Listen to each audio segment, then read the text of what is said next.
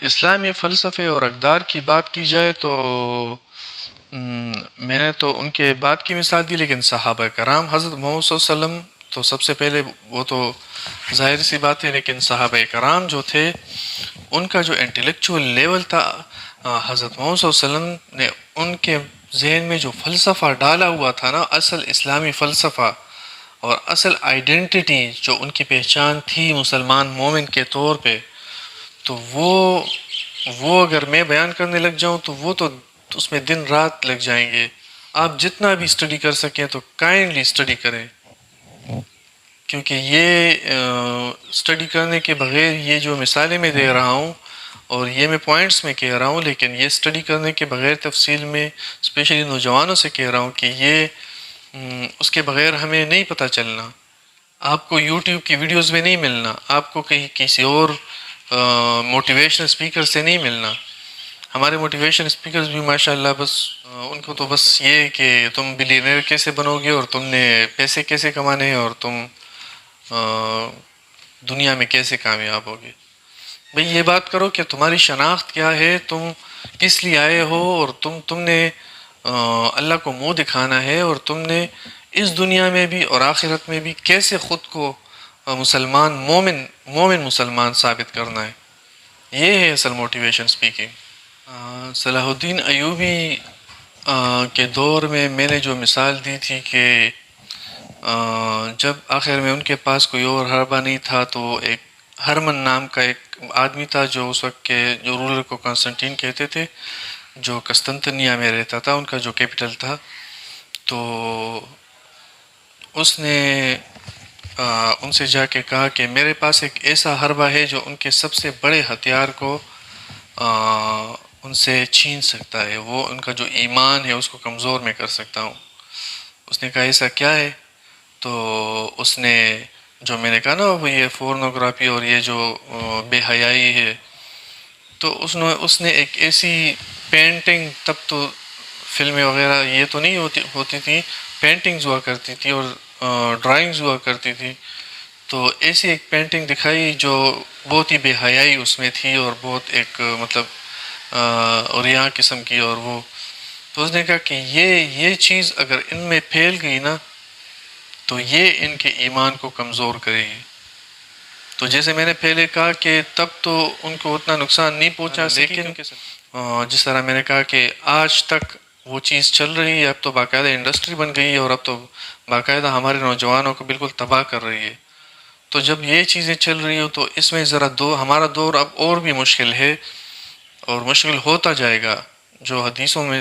ثابت ہے کہ جب تک دجال کی طرف وقت جاتا جائے گا تو فتنہ بڑھتا جائے گا۔ تو آپ ضروری نہیں کہ دنیا پہ حکمرانی کریں، لیکن آپ ایٹ لیسٹ خود اپنے لیے خود کو ایک ایسا مومن تو ثابت کر سکتے ہیں کہ کم سے کم اللہ تعالیٰ کے سامنے آپ پھر شرمندہ نہ ہوں اور آپ کہہ سکیں کہ ہاں مجھے اپنی شناخت پتہ تھی، اور جب آپ سے پوچھا جائے کہ من رب کا تو آپ اس کا ایک یوں ایسے کر کے جواب دیں کہ اللہ میرا رب ہے۔ اور یہ بات یاد رکھیں، یہ بھی حدیث سے ثابت ہے کہ آپ نے کلمہ پڑھا بھی ہو، لیکن اگر باقی آپ صرف یہ سرفس میں صرف اوپر سے مسلمان ہیں نا، جو ہم زیادہ تر 90% ہیں، تو ان کو تو پتہ ہوگا کہ اللہ کا نام ہے، لیکن وہ ان کی زبان سے نکل نہیں سکے گا۔ تو یہ صرف دنیا کی بات نہیں ہے، دنیا کی کامیابی کی، یہ تمہاری آخرت کی بھی کامیابی ہے ہماری۔ تو یہ سازشیں جن کی میں بات کر رہا ہوں تو یہ پھر رکی نہیں، جس طرح حدیث کا جو میں نے کہا کہ ہمیشہ ایسا کوئی ہوگا جو مسلمانوں کو دبانے کی کوشش کرے گا، ان کے ایمان کو چھیننے کی کوشش کرے گا۔ 13ویں 14ویں صدی میں جب یہ سلطنت عثمانیہ، یہ تب کے دور میں جو بازنٹائن امپائر جس کو کہتے ہیں، جو بازنطینی تھے، جو عیسائیوں کی سب سے بڑی اور جو لانگسٹ تقریباً 1000 سال تک ان کی حکومت رہی، جو حدیث میں بھی ہے کہ کیونکہ حضرت محمد صلی اللہ علیہ وسلم کے دور میں بھی ان کی حکمرانی تھی وہاں پہ اپنی جگہ پہ جو ابھی یورپ ہے۔ اور پریزنٹ ترکی بھی. تو حدیث ہے کہ بے شک ایک دن تم قسطنطنیہ فتح کر لو گے، اور وہ لشکر بھی کیا خوب لشکر ہوگا، اور وہ کمانڈر بھی، وہ سپہ سالار بھی کیا خوب سپہ سالار ہوگا. تو اس ان کی جو ڈیفینسز ہیں، اگر آج بھی آپ ترکی جائیں اور وہ ان کی وہ باقیات دیکھیں نا، جو دیواریں انہوں نے بنائی ہے نا، جو دیوار ہے، ایک ایک کمرے کے برابر ایک دیوار ہے، پھر اس کے بیچ میں گیپ ہے، پھر دوسری دیوار ہے، پھر اس کے اندر اور ڈیفینسز تھی. وہ پوزیشن اس کی ایسی تھی کہ اس تک پہنچنا پہلے ناممکن تھا. تو پھر سلطان محمد فاتح جو عثمان کے ہی نسل میں سے تھے، تو پھر بعد میں انہوں نے پتہ نہیں چوتھویں پانچویں کس نسل میں تھے مجھے پتہ نہیں، لیکن انہوں نے پھر فاتح ان کو سلطان محمد تو ان کا نام تھا، لیکن فاتح ان کو اس لیے کہا جاتا ہے کیونکہ انہوں نے پھر قسطنطنیہ کو فتح کیا. اور آج کا جو استنبول ہے نا، تو تب یہ انہوں نے اس کا نام اسلام بول رکھا تھا، جو پھر بگڑتے بگڑتے استنبول بن گیا. تو وہ کس طرح فتح کیا، وہ بہت لمبی کہانی ہے، بہت ایک کٹن ایک ان کی جرنی تھی. آج بھی وہ حدیث جو اس کے ریمین سے باقیات ہیں، اس دیوار جو ہے وہ ایک ٹوٹی ہوئی، تو اس کے اوپر جو ٹرکش لوگ ہیں یا حکومت تھی، اس نے ایک وہ حدیث لگائی ہوئی ہے. وہ ترکی میں بھی اس کا ترجمہ ہے کہ جو میں نے جو حدیث بیان کی کہ ایک دن تم قسطنطنیہ فتح کر لو گے، تو وہ اس پہ لگی ہوئی ہے. تو مثال میں نے اس لیے دی کہ جب انسان کا ویژن کلیئر ہو، اس کو اپنی آئیڈینٹی کا پتہ ہو، تو تب وہ ایسے بڑے بڑے کارنامے کرتا ہے. اور مسلمان میں جتنی طاقت اس دنیا میں ہے ایمان کی، وہ کسی اور مذہب کی میں نہیں ہے. اب بدر میں آپ دیکھیں 313 بندے 1000 کے مقابلے میں لڑ رہے ہیں، اور وہ ہنسی خوشی اپنی خوشی سے، ان پہ کوئی زور نہیں تھا، اور ہر کوئی آگے آگے آ رہا تھا کہ میں لڑوں گا میں لڑوں گا. تو یہ سب کچھ تب پاسبل تھا. آج کیوں نہیں ہو رہا؟ آج کیوں ایسا نہیں ہو رہا؟ کیونکہ ہم عملی طور پر تو دور، ہم تو آواز بھی نہیں اٹھاتے. سب سے پہلے خود کو پہچانے. تو آپ خود کو مطلب آواز آپ تب اٹھائیں گے جب آپ کو پتہ ہوگا کہ آواز میں کس لیے اٹھا رہا ہوں، اور میرا کلیئر مقصد کیا ہے، اور میں کون ہوں. مطلب میں مسلمان تو خود کو کہتا ہوں، لیکن مسلمان کا مطلب کیا ہے،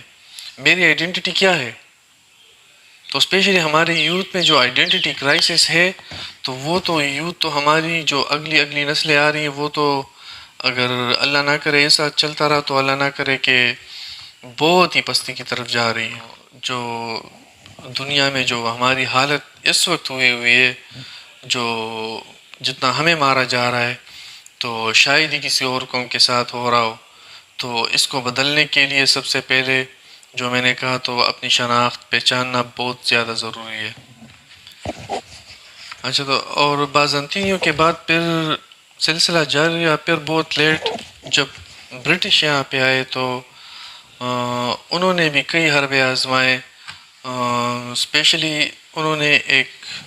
لوگوں کے گروہ کو بلایا، جو میں عالموں کی بات نہیں کر رہا، اور میں جو صحیح مولوی ہیں ان کی بات نہیں کر رہا، لیکن تھے ایسے مطلب جو ان کو پتہ تھا 2 نمبر لوگ ان میں تھے جو صرف داڑھی سے خود کو مسلمان کہتے تھے. تو وہ ان کو بلا کے باقاعدہ ان کو مراعات دے کے، اور ایک باقاعدہ ایک سازش کے طور پہ ان سے کہا گیا کہ آپ ممبر پہ بیٹھ کے بیان دیں، اور آپ مسلمانوں کو گمراہ کریں. کس طرح گمراہ کرے؟ سب سے پہلے ان کی آئیڈینٹی باقی نہ رہے، ان کی آئیڈینٹی، ان کی شناخت ان سے چھین لے. جب تک ان کی شناخت ان کے پاس ہے، یہ ہمارے غلام نہیں ہونے والے. ایک اور بات یہ ہے کہ بات وہیں پہ ختم نہیں ہوتی. ایک سرد جنگ کی صورت میں، ایک کولڈ وار کی صورت میں ایسی سازشیں ابھی بھی چل رہی ہیں، جس کی ایک تازہ مثال جو ہے وہ اسپیشلی 9/11 کے بعد اسلاموفوبیا کا جو ورڈ ہے وہ کریٹ ہو گیا، اور ساری دنیا میں ایک خوف پھیل گیا کہ بھئی جو بندہ مسلمان ہے تو لوگوں کو لگتا ہے میڈیا بھی اس میں شامل ہے کہ میڈیا نے ایسا ایک اسلام تو امن کا دین ہے، لیکن میڈیا نے ایک ایسا امیج پیش کیا کہ یہ انتہا پسند لوگ ہیں اور یہ بس دوسری قوموں سے نفرت کرتے ہیں، اور اس کے بارے میں ہم کچھ نہیں کر سکتے۔ تو یہ کیونکہ ہم سو رہے ہیں، ہم جاگیں گے تب جب ہمیں خود کو پہچانیں گے، اور جب ہمیں پتہ ہوگا کہ ہم نے آواز اٹھانی ہے پہلے، اور جس کے بس میں ہوگا تو ہم نے کچھ کرنا ہے اس کے بارے میں۔ تو 9/11 ایک ٹرننگ پوائنٹ تھا مسلمانوں کے لیے، جس کے بعد امریکہ نے، اب پتہ نہیں کہ یہ بہت ساری تھیوریز ہیں، کچھ لوگ کہتے ہیں کہ یہ انسائیڈ جاب تھا، خود کیا گیا تھا، کچھ لوگ کہتے ہیں کہ یہ واقعی ایکسٹریمسٹ گروپ تھا جنہوں نے کیا، لیکن جس نے بھی کیا، لیکن اس کے بعد امریکہ کو ایک بڑا فائدہ یہ ہوا کہ انہوں نے مسلمانوں پر انتہا پسند کا لیبل لگا دیا، اور اس کے بہانے افغانستان، عراق، لیبیا اور کئی ممالک میں، مطلب انہوں نے کیا کچھ نہیں کیا، سب کو پتہ ہے، وہ مجھے بتانے کی ضرورت نہیں ہے۔ تو یہ اوپر والے معاملات میں نے جتنے بھی بیان کیے، تو وجہ ان کی وہی جو ہے جو میں نے پہلے بتائی، کہ وہ کس چیز سے ڈرتے ہیں کہ یہ مسلمان اگر ایک بار جاگ گئے نا، ہماری چالوں سے نکل کے اگر یہ ایک بار جاگ گئے اور وہی پرانی آئیڈینٹی ان کو پتہ چل گئی اپنی، اگر یہ اس لیول پہ پھر آ گئے تو اس دنیا میں پھر ہمارا بچنا نہیں ہے، پھر سے اس دنیا پہ ان کی حکومت آنی ہے، کیونکہ دنیا کی ساری آبادی 7 بلین ہے، اس میں 2 بلین مسلمان ہیں، تو اگر وہ یکجا ہو کے ایک آواز اٹھائیں نا اپنے مسلمان بھائیوں بہنوں کے لیے، اور اپنی آئیڈینٹی کا ان کو پتہ ہو، اور ان کا ویژن اسی طرح کلیئر ہو، تو آپ پھر دیکھیں کہ یہ کس طرح، یہ جتنی بھی ٹیکنالوجی والے ہیں یہ کتنے ڈرتے ہیں۔ یہ ہمارے جاگنے سے ڈرتے ہیں، کیونکہ ہم جو نیند سو رہے ہیں وہ اتنی گہری ہے کہ وہ ان کو تسلی ہے کہ آگے کئی نسلوں تک تو ایسا ہونے والا ہے نہیں کہ یہ لوگ کچھ کر سکیں، اور جتنا ان پہ تم ظلم کرو، جتنا ان پہ تم معاشرتی جس طرح سے بھی ان کو دباؤ، تو یہ کچھ کہیں گے نہیں، بس جی حضور کریں گے۔ جہاں تک پاکستانی ہونے کی بات ہے، تو میں صرف ایک سوال کرنا چاہوں گا کہ جس پاکستان کا علامہ اقبال نے خواب دیکھا تھا، اور جس پاکستان کے لیے ہمارے لیڈرز نے، قائد اعظم نے دن رات ایک کیے تھے، اور جتنے مسلمانوں نے قربانیاں دی تھی جانوں کی، مالوں کی، تو کیا یہ وہ پاکستان ہے؟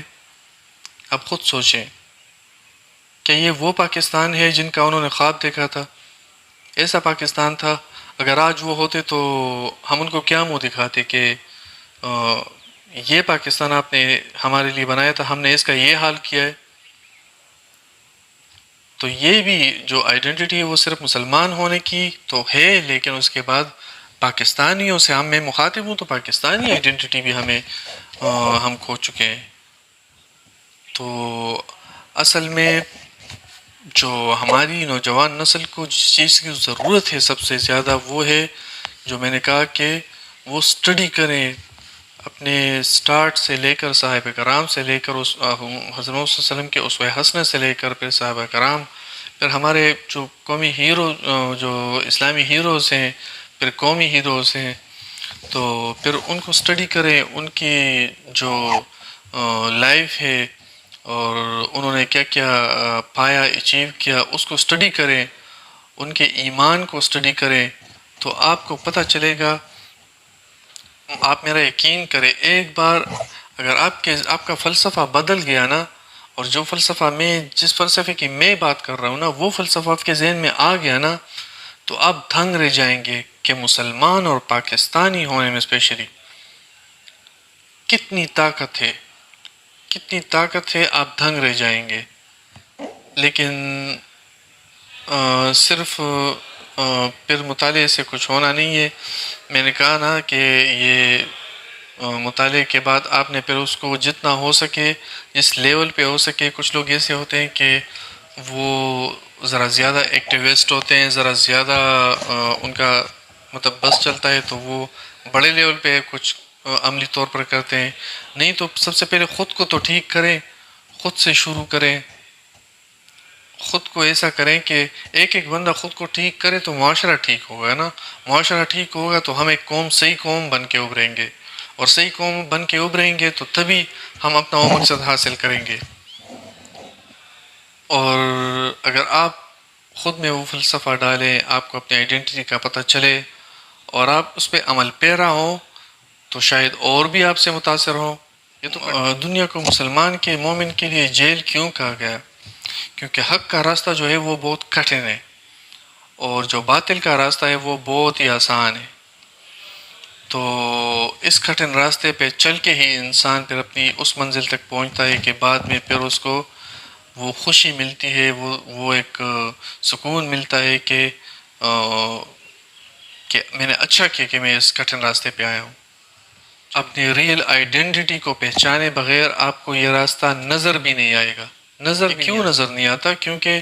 ہم اصل میں حق کے راستے پر دل سے چل نہیں رہے. ہمیں وہ فلسفہ ہم میں ہے نہیں جو حضرت محمد صلی اللہ علیہ وسلم اور صحابہ کرام رضی اللہ عنہ نے جس کا ایک خواب دیکھا تھا کہ مسلمان قوم ایسی ہوگی. تو خلاصہ یہ کہ جو آئیڈینٹی ہے آپ کی، جو آپ کی شخصی پہچان ہے، اپنی ذاتی پہچان ہے، فلسفہ ہے، دس از دا اونلی کی، یہ وہ واحد چابی ہے جو آپ کو آگے راستہ دکھائے گی. اور جب وہ آپ راستہ دیکھیں گے اور اس پہ جائیں گے، جو میں نے کہا بہت کٹھن بھی ہے، تو اس کے بعد ہی آپ اوروں کے لیے مثال بنیں گے. اور یہ یقین جانیے آپ میرا کہ اس کے بدلے میں جو مضبوط ایمان آپ کے دل میں بسے گا، اور جو اقدار آپ کے ذہن میں، جو فلسفہ جو آپ کے ذہن میں بنے گا، تو وہ آپ کو اللہ کے اتنا قریب لے کے جائے گا کہ آپ کا ایمان اور مضبوط ہوتا جائے گا. اس کی کوئی حد نہیں ہے. تبھی مسلمان سے مومن بنتا ہے، اور جب وہ مومن بنتا ہے تو وہ اللہ پہ توکل کرتا ہے. وہ کسی کے تابع پر ہو نہیں سکتا. جو بندہ صرف اللہ پہ توکل کرتا ہے، خود کو اس کے حوالے کرتا ہے اور اس کے احکام کے لیے مر مٹنے کو تیار ہوتا ہے. تو یہ میں کلیئر کر دوں، یہ میں آپ کو کوئی یہ اسپیچ نہیں دے رہا کہ آپ جا کے ہتھیار اٹھا لیں اور آپ لڑنے لگ جائیں. میں خالی یہ کوشش کر رہا ہوں کہ آپ ذرا فلسفہ اپنے مائنڈ میں چینج کریں کہ اصل میں آپ ہیں کون، اور اصل میں آپ کے اسلامی اور پھر پاکستانی ہونے کے ناطے آپ کے اقدار کیا ہیں، آپ کے وہ ویلیوز کیا ہیں جو آپ کھو چکے ہیں. تب وہ سٹیج ہوگا جب اوروں کے، باہر والوں کے پلان جو ہے وہ فیل ہوں گے. میرا مقصد یہ تھا کہ ذرا آپ کے ذہن میں یہ فلسفہ ڈالوں کہ اسلامی فلسفہ تو خود میں ایک بہت بڑا ٹاپک ہے، لیکن صرف ایک چھوٹا سا حصہ ہے اس کا، کہ یہ فلسفہ ڈالوں کہ ایک مسلمان اور مومن میں کیا فرق ہے، اور اصل میں ایمان کامل جو ہے وہ اس کے کیا کیا امراض پھر انسان کو ملتے ہیں اس دنیا میں بھی اور آخرت میں بھی، اور مسلمان پستی کا شکار کیوں ہے. جو میں فلسفہ آپ کے دماغ میں ڈالنا چاہ رہا تھا، تو وہ تھوڑی سی بھی اگر 10% بھی میں کامیاب ہو گیا ہوں گا تو میرے لیے اچیومنٹ ہے. آپ سے پھر ملاقات ہوگی. سننے کا شکریہ. اللہ حافظ.